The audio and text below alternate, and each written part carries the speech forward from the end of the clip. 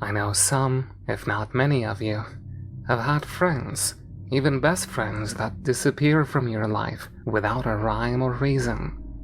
That very same thing happened to me with my friend Marcus. We were best friends throughout high school and carried the friendship on well into our 20s, but one day he simply disappeared. I don't mean he was reported missing and the police were involved. I just mean he left without telling me, his best friend. I spoke to his mother and she said he had gone on a trip to northern Alaska. When I asked her why, she said, "He never gave me a reason." I could hear that sorrowful tone in her voice. Like myself, she missed him too. But out of nowhere, he came back. He told nobody that he had returned, and one day, he showed up on my doorstep as if he had never left. I admit he looked good, better than I remembered. He seemed healthy. "Marcus, you're back," I remarked, bewildered. "Yeah, man," he said in his smooth demeanor. He had his hands tucked into the pockets of the jean jacket he was wearing. "Got back a couple days ago." "You look well. Where you been, man?" I asked casually. I noticed his face was flushed red, but it was probably just the lighting outside, because the sun was setting. "Yeah, thanks. I've just been traveling, finding myself," he answered, but he seemed indifferent about conversation. It made me wonder why he came here if he wasn't looking to talk. "Well, that's cool. Did you want to come in?" I asked while gesturing my hand through the door. He nodded and brushed past me into my home. "Thanks, Derek," he said nonchalantly, as if this was a routine occurrence. "Something up?" I asked as I closed the door behind me. Marcus flipped his wavy blonde hair and sighed. "No, not really. I just have a proposition for you." It was strange that this was how he decided to start the first conversation between us in a long time.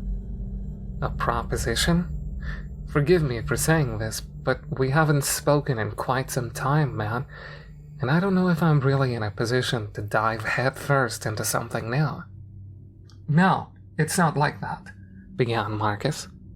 He didn't appear slighted by my response, which was welcoming to see. "I was just wondering if you'd be interested in coming with me on a trip, a vacation of sorts. It wouldn't be long, just a week up north." "With who? You?" I asked, with a hint of scrutiny. "Yeah, just me," he said quickly. For some reason, his fingers were twitching like he could barely control himself from having a breakdown of some kind. "Why so sudden, and why me? I mean, Marcus, where have you actually been this whole time? I find it strange you would come to me, of all people, for this hurried request of yours." "I need someone to come with me. It's important that you understand, Derek. I'm not the same person I was when I left. I am something much more unique. But I cannot be left to the masses. I must be quelled." He was speaking in completely vague sentences, the context of which I could not understand. "I have to be honest with you, Marcus. I don't know what the hell you're saying to me right now." I wasn't going to lie, but I saw a slight shift in his eyes upon hearing my candor. He sat down in my recliner and clasped his hands together. "Listen, are you in or not?" He wouldn't even look me in the face when he asked. He simply hung his head with his eyes on the floor. "Well, I don't know. Where would we be going exactly?" "A cabin up north. Once we get there, I'll give you a list of instructions that you must adhere to. I promise you will understand." I took a deep breath. Clearly, Marcus was in distress and needed help. I wasn't going to leave him to fend off against whatever demons were riding his shoulders. I figured he had become an addict and wanted someone to look after him while he got himself cleaned up. "I suppose," I said quietly. "Awesome. Thanks, Derek," he said hastily. "You won't have to pay for anything. I've got that all covered. Just be ready tomorrow morning, and we will head up there." "Tomorrow? Damn, that's definitely short notice," I said, already thinking about what I would say to my boss. "Don't worry about work, man. Just trust me, even if you've never trusted anyone," he remarked as if he read my mind. He then stood up and began walking to the door. "I don't know what happened to you, but something's definitely different," I mentioned as I opened the door for him. "You don't know the half of it," he said before walking outside. "See you in the morning. Bring anything you're comfortable with bringing, but don't overpack." I nodded, even though he was facing away from me, and he walked off down the sidewalk. How had he gotten here? Obviously, he didn't drive if he was walking. Something seriously weird was going on with him. My boss was fine with me taking some time off. I figured it wouldn't actually last a week anyway, so in my head, all would be well. The next morning, I was ready to go, and Marcus arrived just after 9 a.m. to pick me up. I brought my things outside. I had only packed some snacks, a flashlight, blankets, a pillow, my medication, and several outfits for the outdoorsy life. "The cabin has beds and blankets," said Marcus from the driver's seat of the old SUV he arrived in. "Yeah, well, I prefer to feel a sense of comfort that I only can achieve by having things that belong to me." "If you say so," he remarked. His lack of engagement was already growing stale. I got in the passenger seat and we sped away without another word shared between us. Every so often, I would glance at Marcus to study him. While he did seem healthy, there was something innately different about him that I couldn't put my finger on. He was jittery, easily startled, and on edge. We drove for a good 6 hours before pulling off at a rest area. Marcus seemed alert, but for some reason he said, "We're going to sleep here for the night." "The night? Have you gone blind, dude? It's barely 3 in the afternoon." "Yes, I know. I'm hungry and I need to rest," said Marcus quietly. "I can drive, man, if that's the issue," I asked reassuringly. He turned to look at me with viciously bloodshot eyes, as if he had been staring at the sun the entire drive. "No, you don't know the way." "You can tell me the way. I have GPS." "No, Derek, just close your eyes or do something for a bit. I'm hungry." The way he said hungry was like a ravenous animal, like his desire to feed was overthrowing his decision-making. Fine.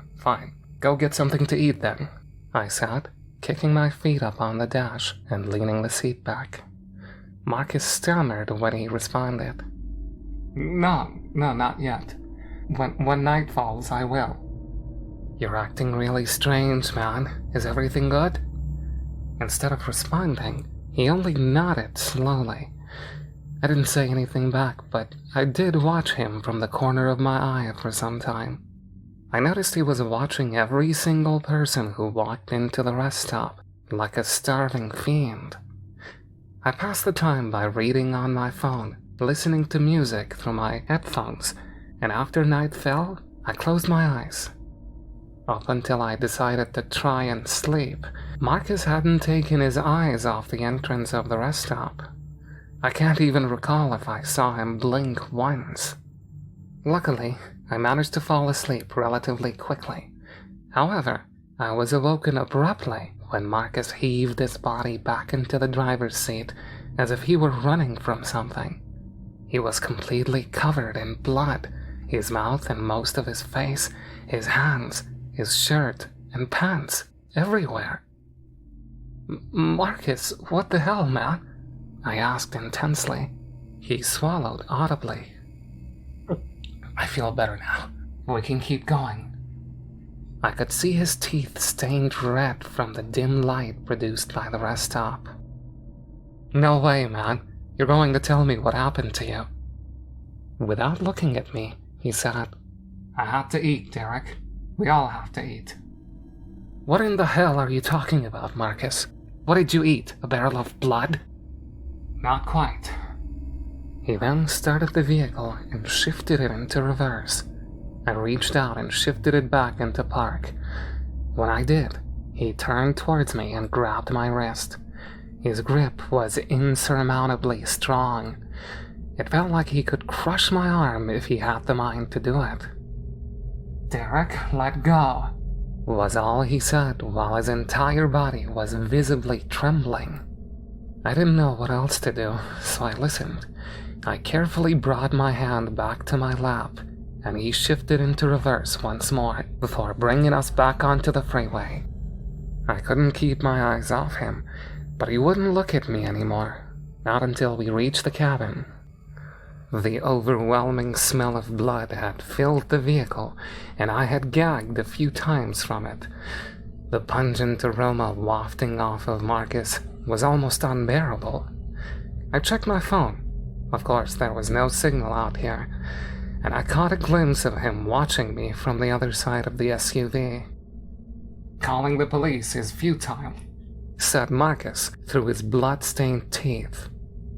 "Tell me what the hell you did back there," I shouted at him, unsure of what else to say. "I did what I had to," he said while walking towards the front door of the cabin. "Marcus, please, man. I can help. Just tell me what's going on." He froze as if he was really about to answer me, but instead, he reached into his pocket and pulled out a set of keys. Then he unlocked the door and went in without saying another word. I stood outside for a long time. I didn't want to go inside and see him sitting there painted with blood, but something told me that Marcus needed help, so I went in. He was sitting on a dusty couch in fresh clothes. He must have showered too, because his skin was clear of the red tinge that had dominated it before. One thing was different, though. He had lost most of his hair. I don't mean little clumps or bald spots. I mean there were only a few strands of hair remaining. Furthermore, he had patches of raw skin on his face, and I'm pretty sure they were on his body as well. I sat in a chair across from him and observed his seemingly deteriorating form. His eyes were fixed on the rickety floorboards beneath us, and he had his palms placed flat on his thighs. After 5 solid minutes without so much as a twitch, he finally raised his head. His eyes met mine, but his were almost black. There were dark blue veins forming a webbed pattern from the corners of his eye sockets, and his lips were dry and cracked. He spoke. "I'm going to tell you a story, Derek. When I'm finished, you will do something for me. You cannot say no. You must do it." "I can't make any promise." "You must!" Marcus suddenly shouted. He had raised himself up further, but something wasn't right. His spine was longer somehow, like it had been stretched, making him appear much taller, even when he was sitting down. Okay, I said timidly. His shouting struck a drastically fearful chord within me. "Good," he mumbled under his breath. Then he began his story. "As you know, I went to Alaska.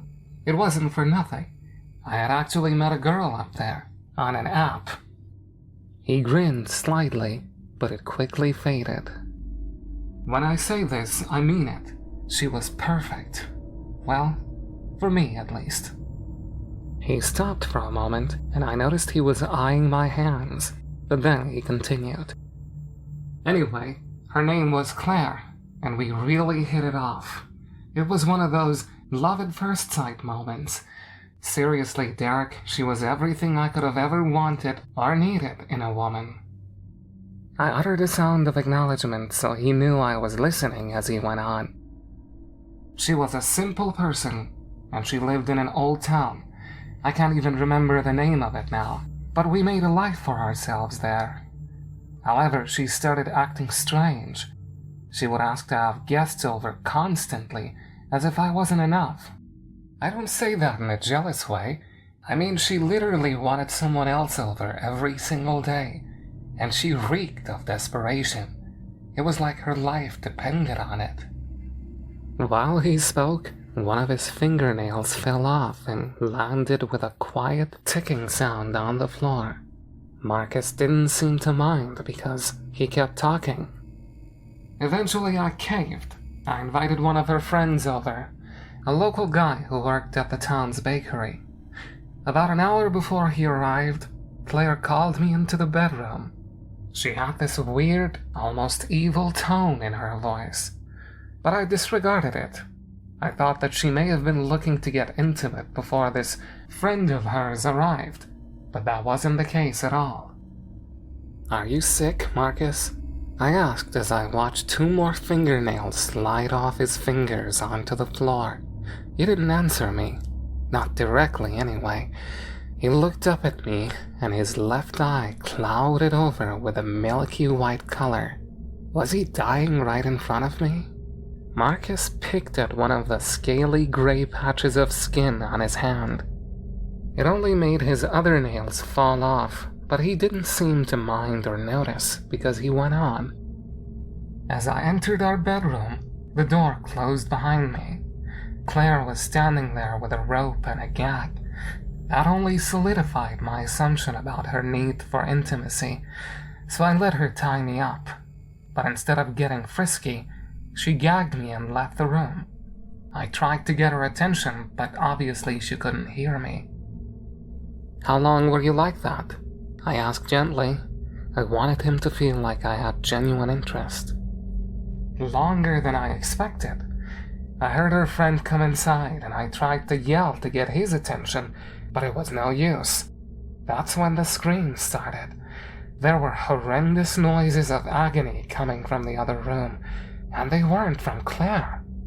He sighed again faintly. During the conversation, his entire body had begun turning a pale gray color, and the last bits of hair he had left fell to the floor. There was this squelching sound, and another sound I can only liken to a saw cutting meat. I hated every moment of being tied to that bed in our barely lit room. "Where are you going with all this, Marcus? Are you saying Claire killed her friend?" "She didn't just kill him, Derek. She ate him." "What?" I exclaimed vehemently as my stomach turned. "Yeah, she ate him, and when she was full, she brought the scraps of what was left into the bedroom. She removed the gag and told me if I didn't eat, she would consume my flesh as well." Did you do it?" I asked with curiosity. He looked down and then up before slowly nodding. "I did." "Marcus, man, I don't know what to say." "Just keep listening," he said solemnly. I had to hold my mouth open while she let the blood of her friend drip inside. She told me that if I did, then I'd never be sick again. I'd never worry about anything but eating. It made me remember all the times she had gone out for the night, only to come back looking more youthful than before. I shifted in the chair, and Marcus stared at my hands again for far too long. I was growing uncomfortable by his lustful gaze. The next time he spoke, his voice had diminished into something gravelly and hoarse. "I did not fight her. I did what she asked. I hoped that she had just lost her mind, and when she was satisfied, I'd make my escape. But I was wrong. The flesh, that is, the consumption of it, made me a new being. It gave me strength, vitality, and an iron constitution. I felt the best I had ever felt in years. But then came the hunger." "Hunger?" I questioned calmly, although I was reminded of when he mentioned how hungry he was at the rest area. "Yes, Derek, the hunger for human flesh was insatiable. It didn't matter how much I ate. My body would feel like it had been further deprived of sustenance. I craved warm, running blood, almost like a vampire, and Claire did too. Before we knew it, we had slaughtered the entire town, and nobody saw it coming. But after that, Claire, she turned into something feral, something less human and more animalistic. Like you are now? I asked, with a hint of concern. Yes, she became this creature. It was grotesque and malformed. She wasn't my Claire anymore. So I did what any loving partner would do. I put her out of her misery. You killed her? I ended her suffering. I see. That's when I came back down here. I couldn't live up there alone. But I also realized I couldn't be left alive at all. Derek, I desperately want to be with Claire again, whether there is still a place for my soul in heaven, or if I'll be sentenced to an eternal hell for the things I've done. As long as Claire's there, I'll be happy. What are you saying exactly, Marcus?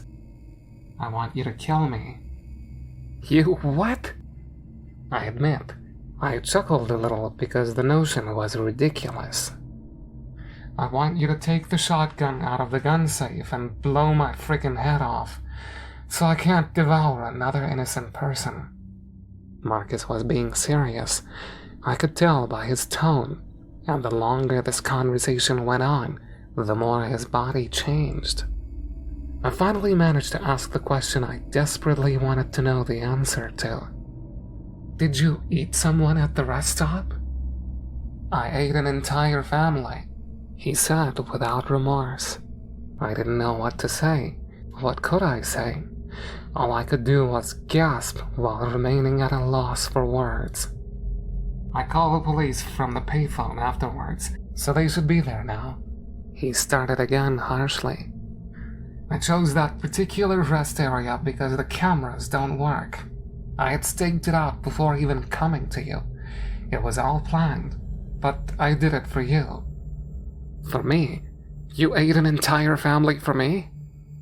No, I mean, I made it so you couldn't be connected to what happened. The police are none the wiser, and in reality, you've done nothing wrong. This is messed up, Marcus. I know. I'm sorry, Derek. I need you to honor my request now, though, before it's too late. What happens if I don't? I asked out of curiosity. Marcus stood up hulkingly tall and groaned a bellowing, low, rumbling roar. You cannot deny my desire for death. End my pain, like I ended the pain for Claire. His breathing was rapid and fierce, but he managed to calm himself down. I apologize for scaring you, he said in his gruff voice. Marcus, you were my best friend once. I can't kill you. You have to. This is why I came to you, because you still are my best friend, and I didn't want to ask a random stranger. They wouldn't understand. But you can understand. His face grew long, and it was accompanied by many painful grunts. I need you to do this for me. I do not want to hurt anyone else. Even now, the hunger calls to me. It is taking every ounce of strength I have left to resist lashing out at you and devouring every tasty morsel of flesh covering your ripe and ravishly delicious body. He shook his head like a madman before his eyes met mine once again. Please, Derek, I'm begging you. I don't know what changed in me, but hearing my once best friend pleading for his death no longer perturbed my emotions. I stared at his rapidly transforming body for an indeterminate amount of time before getting up and walking to the gun safe. It was already unlocked. He must have done that while I waited outside. I reached in and grabbed the only gun in the case, the shotgun Marcus had mentioned. I assumed it was already loaded. If Marcus had planned this much, then surely he planned that too. I walked back to the chair and sat down. and a gnarled, black-toothed grin spread on Marcus's veiny, gray face. "Thank you, Derek. I can't live with myself any longer, and this is for the best. Do not take pity on me. Do not feel guilty or ashamed. Take pride in the fact that you have expelled a ruthless creature from this world." I pumped the shotgun and aimed it at his head. My heart was pounding and my hands were sweating. "Oh, one more thing," he remarked. "In the glove box of the SUV are my life savings. Take it all and do with what you will. I ask that you never tell my mother about this, or anyone else. It will be our secret." He then took one last deep breath. "Okay, I'm ready now. Do it." Just as I was pulling the trigger, Marcus's body twisted and contorted into a far more disturbing visage, and as the shot rang throughout the cabin, his blood and viscera splattered against the couch, the floors, the walls, and even the ceiling. His painful shrieking stopped, and his body ceased all movement. It was over.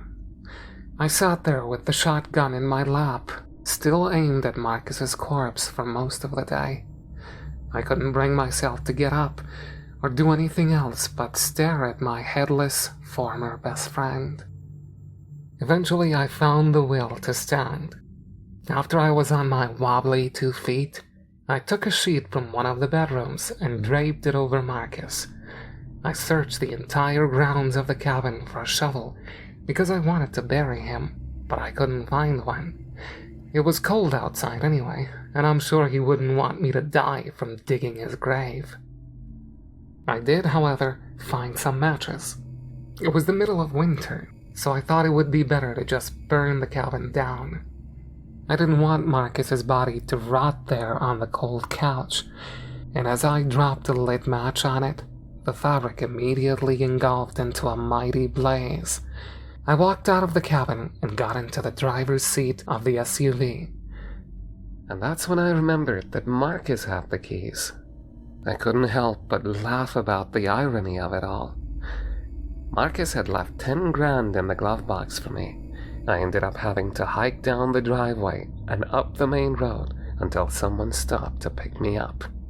They drove me to the nearest town, Grand Marais, I think it was called. It was a small town, but the people were friendly.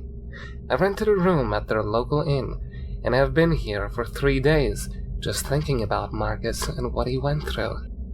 I thought about if I was responsible for the family he murdered and ate, but I had no idea what was going on at the time. I was only along for the ride until I had to play my part, my role in ending Marcus's painful life. If your best friend, or even friend, returns to you after having been gone and without contact for years, be careful if they ask you to take a trip with them. And always remember, the mysteries of the world can outweigh grounded reality. Nothing is as it seems, even Marcus. Be safe, everyone. I hope none of you look down on me.